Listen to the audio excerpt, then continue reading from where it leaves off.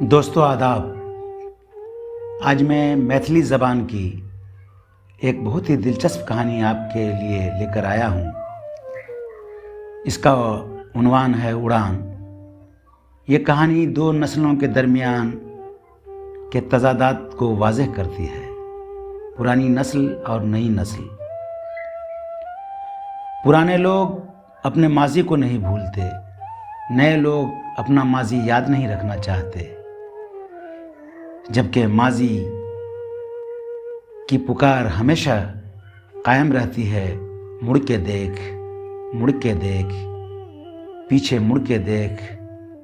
और इसी मुड़ के देखने और न देखने की कहानी है उड़ान, जिसके अफसाना निगार हैं तारानंद वियोगी।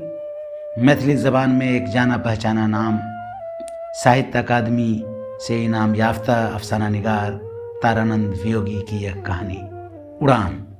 मुर्गा 5 कदम 10 कदम उड़ता है, मोर पूरा आंगन उड़ सकता है, कौवा उड़ सकता है गांव दो गांव, मगर लक्ष्मीपति को अपने कंधे पर लादे गरूर।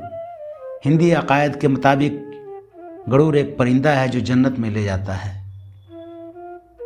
इस दुनिया से उस दुनिया तक उड़ जाता है। जिसकी जितनी हिम्मत होती है वो भरता है उतनी उड़ान। संस्कृत कहावत। इस संस्कृत कहावत के बाद असली अफसाना शुरू होता है। मैं तो साफ देख रहा हूं भाइयों कि इस 10 गांवों में वैसा ज़हीन लड़का और होनहार कोई दूसरा लड़का नहीं है। उसकी ज़बान पर सरस्वती रहती है, ख़ानदान का नाम ये रोशन करेगा, एक आदमी ने कहा। दूसरे ने कहा मैं एक बार दिल्ली गया तो उससे मुलाकात करने के लिए चला गया। देखता क्या हूँ कि वो फटाफट अंग्रेज़ी बोले जा रहा है और 3-4 लोग उसका मुंह देख रहे हैं। बाद में मालूम हुआ कि वो सब जर्नलिस्ट हैं, उससे किसी मसले पर सलाह मशवरा करने आए थे। तीसरे ने कहा और ऐसा आलिम नौजवान शाइस्ता जिसको किसी से तुमताम करते नहीं सुना, एक सुपारी तक नहीं खाता है। और बात तो छोड़िए, खुलासा ये था कि चाहे जो हो जाए ये रिश्ता मत छोड़िए, ऐसा लड़का मिलेगा नहीं। हरे कृष्ण 3 दिन पहले गांव आए और जब से आए तब से उस लड़के के बारे में मालूमात कर रहे हैं। सबकी राय उसी के हक में आ रही थी। सबका कहना यही था कि कमाल का लड़का है, मगर सबकी आंखों में बेयकीनी और एतमादी है। क्यों? हरे कृष्ण फैसला नहीं कर पाते। लोग जैसे जैसे आगे बढ़ते हैं अपनी पिछली बातें भूलते जाते हैं। भंग के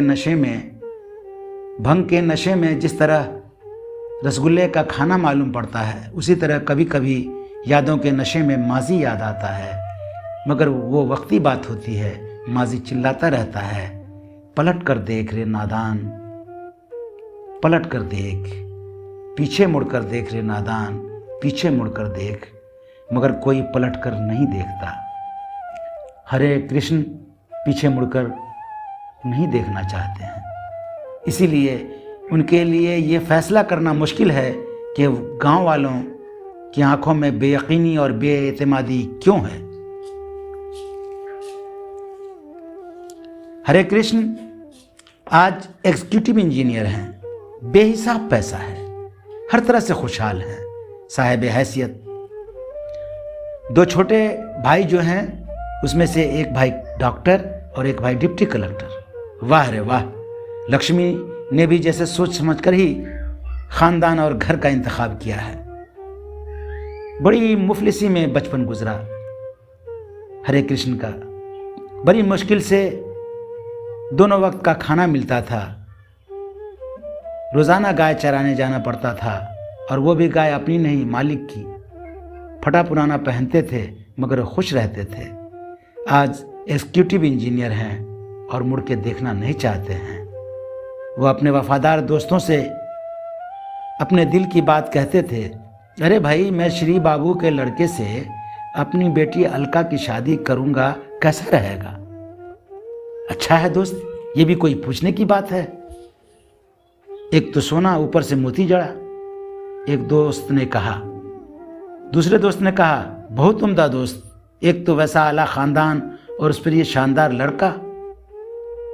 लेकिन उनका एक दोस्त, जो कि सच बोलने के लिए सारे इलाके में मशहूर था, हकगो कहते थे लोग उनको, ख्याल तो बहुत अच्छा है दोस्त, लेकिन ये रिश्ता हो सकता है या नहीं ये भी सोचिए। वैसे तो कहा जाता है कि लड़का लड़की की जोड़ी ऊपर से ही तय कर होती है। उस हकगो दोस्त ने कहा। बस इसी जगह आकर हरे कृष्ण कश्मकश में पड़ जाते हैं। क्यों भाई, क्यों ये रिश्ता नहीं होगा? कितने रुपए लेंगे श्री बाबू? 10 लाख, 15 लाख, क्या चाहिए उनको? लड़की कोई मेरी अलका से ज्यादा खूबसूरत है इस कॉलेज में? लड़का बहुत ज़हीन है, यही ना? अलका ही कब क्लास में सेकेंड आई? क्या चाहिए उनको? क्या लेंगे श्री बाबू? क्यों रिश्ता नहीं होगा? इसी बात को वो अपने वालिद साहब के सामने छिड़े थे। वालिद गोपाल ठाकुर 70 साल के ज़ईफ, दुनिया के 70,000 उतार चढ़ाव देख चुके थे। वालिद खामोश हो गए। हरे कृष्ण बोले, क्या अब्बा, क्या कहते हैं? आपकी क्या राय है? 70 साल का हो गया रे नादान, पलट कर देख, पलट कर देख, मुड़ कर देख। और गोपाल ठाकुर मुड़ मुड़ के पीछे देखने लगे। उन्होंने एक किस्सा कहना शुरू कर दिया। एक बार की बात कहता हूं बेटा, हरे कृष्ण। सदर कचहरी में एक मुहर्रिर थे जटाधर। वो उस पार के श्वेत ब्राह्मणों की आला जात श्वेत होती है। वो उस पार के श्वेत थे, बहुत मशहूर, बड़े सरकार खूब मानते थे। जटाधर ने क्या किया कि अपनी बेटी की शादी छोटे ब्राह्मणों से में कर दी, अंग्रेजी बाबू के लालच में। बड़े सरकार ये सुनकर गुस्सा हो गए और जानते हो, जटाधर को नौकरी से निकाल दिया। हरे कृष्ण को गुस्सा आ गया। कुछ भी पूछिए तो वही किस्सा लेकर बैठ जाते हैं। बड़े सरकार थे सुदेश्वर। हरे कृष्ण को गुस्सा आ गया। कुछ भी पूछिए तो वही किस्सा लेकर बैठ जाते हैं। बड़े सरकार थे सिद्धेश्वर शरण बाबू, महाराजा के मुकर्रम थे। पूरा परगना उनके हवाले था। इस इलाका में उन दिनों उन्हीं के नाम से रोशनी होती थी, उन्हीं के नाम से अंधेरा। हर तरह से अजीम थे। उन्हीं के ताबेदार थे गोपाल ठाकुर। हरे कृष्ण 100 से ज्यादा मर्तबा यह किस्सा सुन चुके थे। जिस साल बड़े हैजे में गोपाल के माँ बाप का इंतकाल हो गया था, वो 5-6 साल के थे। बड़े सरकार उन्हें अपनी डोरी में उठा कर ले आए और ऐलान किया कि आज से इस बच्चे का सरपरस्त मैं हूँ। तभी से गोपाल ठाकुर बड़े सरकार की, महारानी की, और तब तो छोटे सरकार मुन्ना सरकार की खिदमत करते रहे। उन्हीं लोगों ने घर दिया जिस पर आज बसे हैं। वही करम फरमा बड़े सरकार उनकी शादी करवाए थे, जिसकी वजह से आज सोने जैसे 3 बेटे हैं, तीनों एक से बढ़कर एक। हरे कृष्ण और सब कुछ भूल जाएं, ये कैसे भूलेंगे कि उसी बाप की तपस्या का नतीजा है कि आज वो यहाँ हैं। भूलने की भी तो हद होती है। हरे कृष्ण बोले, ये नहीं अब्बा, मैं पूछ रहा था कि ये रिश्ता होगा कि नहीं। गोपाल ठाकुर एक और कहानी लेकर बैठ गए। छोटे सरकार एक बार दार्जिलिंग से छुट्टी में आए। उस वक्त एक बहुत बड़ी दावत हुई। किंग साहब का जन्मदिन था, इसलिए छोटे सरकार जो आए तो शिकार करने चले गए। शिकार के लिए उनका एक साथी था, दीवान जी। तालाब के किनारे घर था। क्या नाम था उसके बाप का? हाँ, हित नारायण। सो वो जो दावत हुई थी हरे कृष्ण, उसमें छोटे सरकार लाइन में बैठ गए। वो जो दीवान जी साथी थे, उन्हें भी बाजू में बैठा लिया। दोस्ती ही ऐसी थी। खाने के वक्त में कहीं से बड़े सरकार आए तो देखते क्या है कि दीवान बैठा है, गर्दन में तौलिया फंसाकर उठाए, बेंत और डंडे से अधमरा कर दिए और इस हितनारायण को गांव से निकाल ही दिए। और छोटे सरकार की जब शादी तय हुई उस पार पंचग्राम में, तब वो पढ़ रहे थे कलकत्ता में, वो गांव आए। छोटे सरकार बड़े सरकार की बड़ी इज्जत करते थे, उनके सामने मुंह नहीं खोलते थे, मगर बदबख्ती जो आई, जिद पकड़ लिए, कलकत्ते वाली लड़की से ही शादी करूंगा। ऊपर से ये भी कह दिए कि कलकत्ते वाली लड़की हम लोगों से भी बड़े ब्राह्मण खानदान की है। बस बड़े सरकार का गुस्सा आ गया, बस बड़े सरकार को गुस्सा आ गया। हुक्म दिया कि अब छोटे सरकार कलकत्ता नहीं जाएंगे। उनका साजो सामान लाने के लिए आदमी रवाना हुए, मगर जानते हो हरे कृष्ण, उस रात छोटे सरकार पेट में तलवार घोंपकर मर गए। गोपाल ठाकुर की दोनों आंखों में आंसू आ गए। वो रोते रोते हुए बोले, और जानते हो हरे कृष्ण, उसकी अगली सुबह छोटे सरकार का जनाजा निकला तो बड़े सरकार ने ऐलान किया, खबरदार, आज से कोई श्री बाबू को मुन्ना सरकार नहीं कह सकता, आज से वो हुए छोटे सरकार। हरे कृष्ण आजिज हो गए, बहुत मुश्किल से अपनी आवाज को काबू में करते हुए बोले, आप क्या कहना चाहते हैं अब्बा? श्री बाबू के बेटे से मेरी बेटी की शादी नहीं हो सकती? वो बहुत बड़े हैं, उनके टुकड़ों पर मेरा जिस्म पला है। बूढ़े ने बहुत मुश्किल से कहा। आप कहाँ हैं अबू? हरे कृष्ण की आवाज में अब गुस्सा मालूम होता था। उन सब बीती बातों को छोड़िए, आज मेरे पास इतना पैसा है कि उनका पूरा राजपाट बैक वक्त खरीद सकता हूं। अब्बा चुपचाप खाली नजरों से बेटे की तरफ देखते रह गए। सुनिए अब्बा, जितना कहता हूं उतना ही कीजिए। वो सब आपको बहुत मानते हैं, इसलिए मेरा ख्याल है कि हरे कृष्ण की आवाज जरा मध्यम और नर्म हो गई। आप श्री बाबू के पास जाइए और उनसे सारी बातें कह दीजिए, किसी तरह ये रिश्ता तय कीजिए। वो जो मांगेंगे मैं दूंगा, वो जो भी मांगे। खाली नजरों से बेटे की तरफ देखते हुए अब्बा चौंक गए। मैं जाऊंगा? हाँ, आप जाएंगे। ये वो जो मांगेंगे मैं दूंगा, वो जो भी मांगे। खाली नजरों से बेटे की तरफ देखते हुए अब्बा चौंक गए। मैं जाऊंगा? हाँ, आप जाएंगे। हरे कृष्ण फिर गुस्सा हो गए। यानी तो मुझे कहिए, छोटे सरकार की तरफ पेट में छुरा घोंप कर मर जाता हूं। अब्बा चुप हो गए और सारी रात दिल को तैयार करते रहे, समझाते रहे, अपने माजी से लड़ते रहे। बूढ़े गोपाल ठाकुर दूसरे दिन सवेरे श्री बाबू के दालान पर गए। साथ में गया छोटा लड़का बाल कृष्ण, डिप्टी कलेक्टर। श्री बाबू दालान में ही बैठे थे अकेले।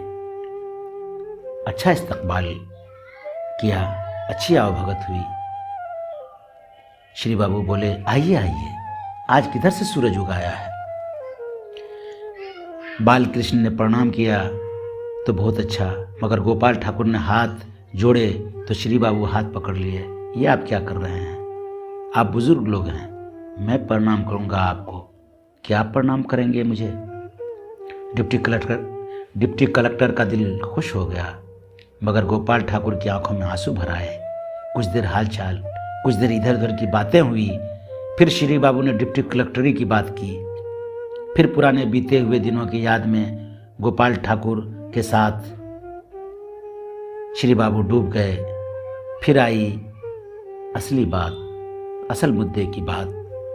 श्री बाबू एक लम्हे के लिए सोच में पड़ गए,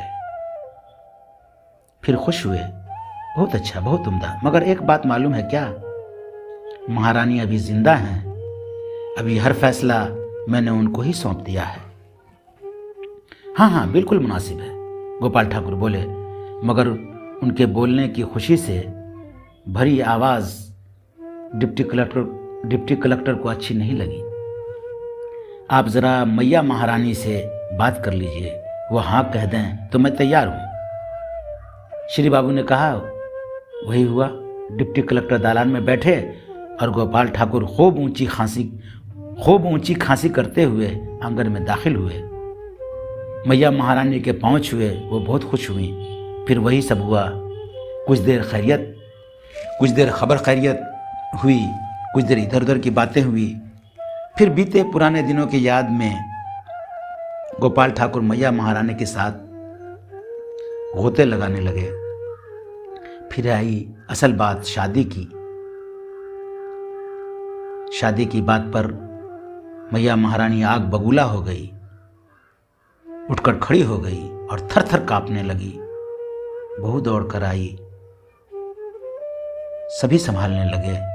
मैया बार बार चीखने लगी, अरे गोपला मेरे जीते जी रे, मुझे मरने भी नहीं दिया रे। मैया बार बार चीखने लगी, अरे गोपला मेरे जीते जी रे, मुझे मरने भी नहीं दिया रे। तुमको दौलत का गुरूर है, तुमको बेटे का गुरूर है।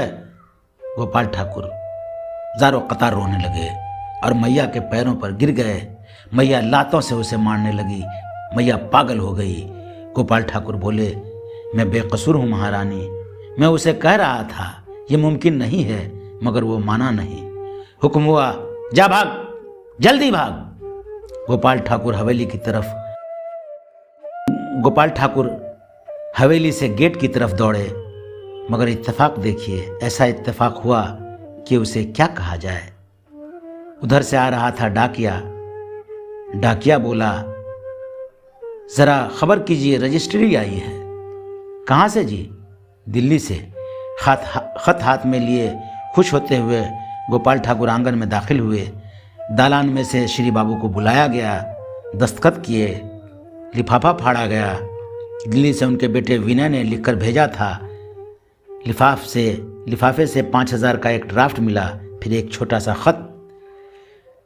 श्री बाबू ने खत पढ़ा और खामोश हो गए। खत में 2 अच्छी खबरें दी गई थी।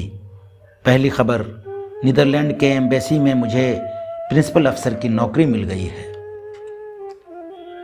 दूसरी खबर, स्विट्जरलैंड की एक लड़की से मैंने शादी कर ली है, जिससे बहुत पुरानी मोहब्बत थी। खत में माँ बाप से उसने इल्तिजा की थी कि बहू को आशीर्वाद देने वो लोग फ़ौरन दिल्ली पहुँचे। माँ के लिए मखसूस प्यार निछावर करते हुए विनय ने यह भी लिखा था कि उन्हें दिल्ली ज़रूर लाया जाए। थोड़ी देर पहले खुश थे गोपाल ठाकुर, मगर अब वो हंसते या रोते। कहानी का इख्तिताम।